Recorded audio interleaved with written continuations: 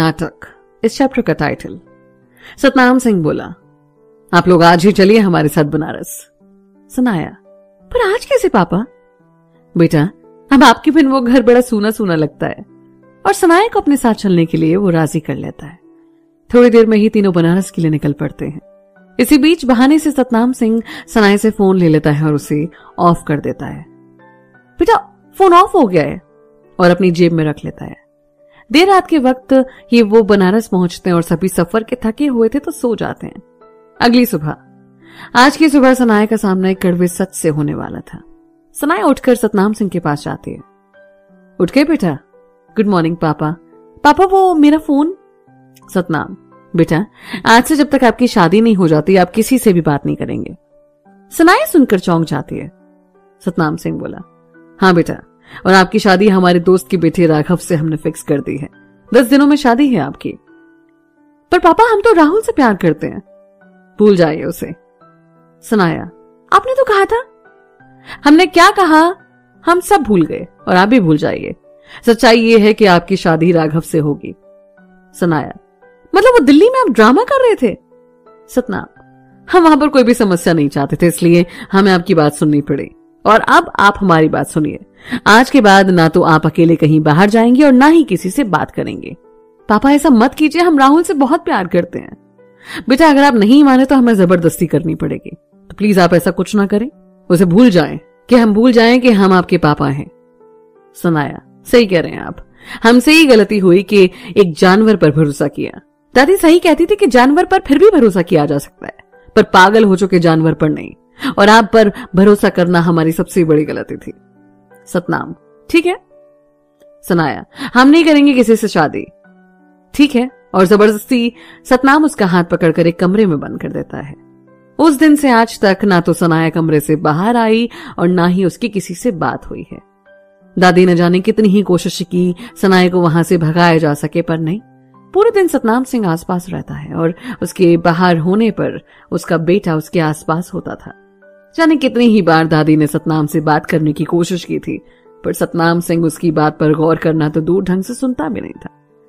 बस इस बीच ऋचा ने यह पता कर लिया था कि सनाया घर में कैद है और उसने ये खबर सोनाली को दे दी थी। इधर ये तीनों होटल पहुंचकर फ्रेश होते हैं और फिर नाश्ता करते हैं। अभिनव, क्या प्लान है?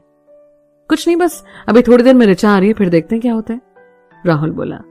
और तीनों फिर ऋचा का इंतजार करने लग जाते हैं। दरअसल राहुल को अंदाजा भी नहीं था कि सनाया के पापा और भाई कौन थे। उसे तो पता भी नहीं था कि जिनसे उसकी मुलाकात होने वाली है वो कौन है और कितने खतरनाक लोग हैं। शाम का वक्त, बनारस शहर के एक होटल में अदिति, राहुल और अभिनव तीनों ऋचा का बेसब्री से इंतजार कर रहे थे, क्योंकि इकलौती वो ही थी जो इन्हें सनाया के बारे में कुछ भी बता सकती है। थोड़ी देर बाद ऋचा इनके कमरे में आती है।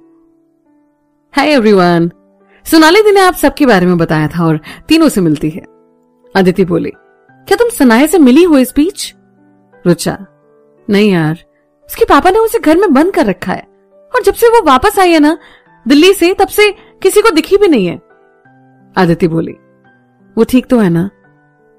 ऋचा, दरअसल मैं सनाया के घर कभी भी आ जा सकती थी क्योंकि हमारा बचपन से ही साथ था। इस वजह से मैं हवेली के अंदर घुस तो गई, पर सनाया कहां पर है ये पता लगाना पॉसिबल नहीं हो पाया कि वो कहां है। पर दादी ने बताया कि वो ठीक नहीं है और जाने कितनी ही बार वो अपने पापा के सामने गिड़गिड़ा चुकी है कि वो राहुल से प्यार करती है, पर जैसे उन पर कोई फर्क ही नहीं पड़ता। क्या हम सनाया से कैसे भी मिल सकते हैं? अदिति बोली। ऋचा, नहीं, हर वक्त वहां पर पहरेदार होते हैं। राहुल अब तक खामोश सारी बातें सुन रहा था। अभिनव बोला, भाई एक बात पूछे तेरे से। राहुल बस सिर हिला देता है। क्या सनाया तुझसे शादी के लिए तैयार है? राहुल सवालिया निगाहों से अभिनव की तरफ देखता है। अभिनव, भाई अगर तैयार है तो बोल ना, सामने से लेकर आते हैं। उसके पापा के जितने गुंडे होंगे सबसे निपट लेंगे। राहुल बोला, भाई इतना आसान नहीं है कहना और करना। अभिनव, तो बोल तो सही, जो होगा देखा जाएगा। रुक जा, कुछ तरकीब सोचते हैं। राहुल बोला, कैसे भी घर में जाने की कोशिश करते हैं पहले और सनाया से बात करने की कोशिश करते हैं। ऋचा, जो भी करना है जल्दी करना होगा क्योंकि कल उसकी शादी है। सभी के चेहरे पर तनाव आ जाता है। भाई देख, मेरे ज्यादा कुछ समझ तो नहीं आ रहा, पर अगर सनाया चाहती है तो बोल, अभी चलते हैं और जैसे भी हो उसे लेकर आएंगे। अभिनव बोला। राहुल, तू चिल मार ब्रो। अदिति बोली, ऋचा क्या तुम हमारी मदद कर सकती हो? मतलब अगर हम उस लड़की के बारे में कुछ ऐसी बात पता लगा लें कि। ऋचा, सुनो मेरी बात गौर से। जिससे उसकी शादी होने वाली है ना, राघव, वो एक नंबर का निहायती बदतमीज और बिगड़ैल है। हर शाम वो माया बार में आता है, तो वहां चल सकते हैं अगर कुछ पता चला तो। राहुल, हाँ, यहीं से स्टार्ट करते हैं। और चारों फिर थोड़ी देर में बार की तरफ निकल पड़ते हैं। कुछ देर बाद ही चारों बार के अंदर होते हैं। अभिनव वहां जाकर मस्त अपने लिए ड्रिंक ऑर्डर करता है और ये तीनों राघव का वेट करने लगते हैं। थोड़ी देर बाद ऋचा गेट की तरफ इशारा करती है और राघव अपने कुछ दोस्तों के साथ बार में एंटर करता है। अब तीनों की नजर उसकी हरकतों पर टिक जाती है और ये तीनों भी उनके पास वाली टेबल पर ही जाकर बैठ जाते हैं।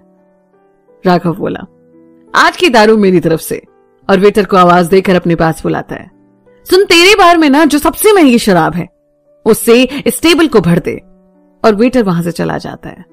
राघव का दोस्त बोला, भाई वो सब तो ठीक है, पर ये शादी क्यों कर रहा है? दूसरा दोस्त, हाँ, हमें कभी नहीं लगा था कि तू शादी वगैरह करेगा। तुझे तो हर रात नई तितली चाहिए ना। राघव, यार पापा की वजह से करना पड़ रहा है। राघव का दोस्त, क्या मतलब? राघव बोला, यार देखो, उस लड़की का बाप है एमपी और सारा पावर है उसके हाथ में। शुरू में वो साला बड़ा आनाकानी कर रहा था हमें कॉन्ट्रैक्ट देने में, और फिर मेरे पिताजी ने अपनी बुद्धि का इस्तेमाल करके मेरा रिश्ता उसके घर बेच दिया। साला इस शादी के चक्कर में उस बुढ़े के सामने शरीफ बनकर बैठना पड़ा, और बस एक बार शादी हो जाए फिर तो वो मेरे पैरों की जूती और सारा कॉन्ट्रैक्ट अपने हाथ में। राघव के दोस्त इस बात पर उसकी तारीफ करने लगते हैं और जाम पर जाम टकराने लगते हैं। राघव का दोस्त बोला, तो तू मिला है हमारी भाभी से? राघव एक का कॉलर पकड़कर, अगर आज के बाद भाभी शब्द यूज किया ना तो जान से मार दूंगा।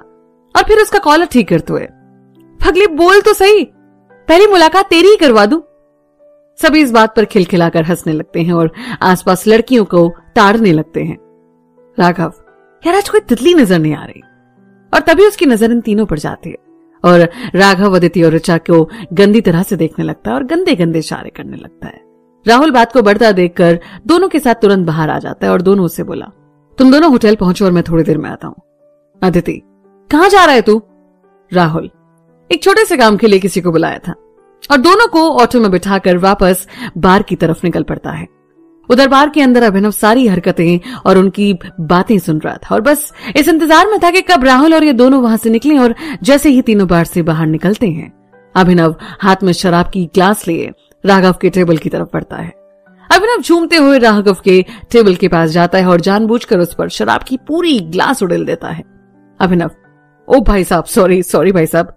राघव का तो पारा 7वें आसमान को छू जाता है, पर तभी राघव का एक दोस्त बोला, राघव क्यों अपनी रात खराब करे, और वो भी इस शराबी के चक्कर में, और तो जा इसे साफ कर ले। राघव खुद पर कंट्रोल कर लेता है। अभिनव, शराबी होगा तेरा बाप, इसका बाप, और वैसे तू इसे सेव करने क्यों जा रहा है? और भी तेरी गंदी सोच के हिसाब से ये दाग तुझ पर जच रहे हैं वैसे। राघव पलटकर अभिनव का कॉलर पकड़ लेता है और अभिनव भी अब तक इसी इंतजार में रुका था और जैसे ही उसका कॉलर पकड़ता है उसके मुंह पर एक पंच जड़ देता है। पर वो सब जब मिलकर अभिनव पर टूट पड़ते हैं तो वो अभिनव पर भारी पड़ने लगते हैं। पर उसी वक्त होती है राहुल की एंट्री। राहुल अभिनव का हाथ पकड़कर उठाता है, आजा आजा। इनको तमीज और तहजीब दोनों सिखाते हैं। और फिर वो दोनों सब पर साथ टूट पड़ते हैं तो मजाल के कोई दोनों को हाथ भी लगा सके और दोनों सबकी जमकर धुलाई करते हैं। इधर मैनेजर ने पुलिस को फोन कर दिया और पुलिस आकर इन दोनों को सबसे अलग करती है। इंस्पेक्टर की जैसे ही नजर राघव पर जाती है तो वो तुरंत साइड में जाकर राघव के पापा को फोन करता है और सारी बातें बताता है। राघव के पापा, इंस्पेक्टर जो भी मामला निपटा दो, मुझे 2 दिन और कोई बवाल नहीं चाहिए, उसके बाद सबसे निपट लेंगे। और हाँ, उन 2 लड़कों को भी छोड़ देना। इंस्पेक्टर, जी सर। और फिर फोन काट देता है। इंस्पेक्टर फिर इन सबके पास आता है।